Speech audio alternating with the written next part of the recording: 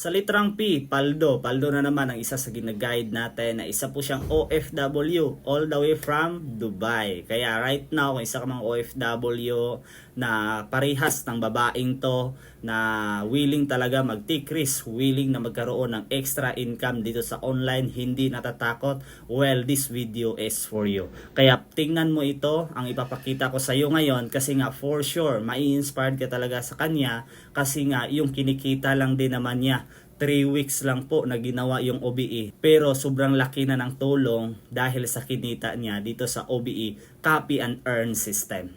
Ayan guys, ito si Ma'am Jubilin. Ito lang din naman yung kinita niya in just 3 weeks na ginawa yung Copy and Earn System, OBE or Online Business Academy. So yan yung kinita niya, 16,620 pesos dahil sa OBE or Online Business Academy. OFW siya from Dubai. So ibig sabihin, ang tao na to, busy din sa kanyang trabaho, pero bakit nga ba nagawa niya na kumita ng ganun kalaki?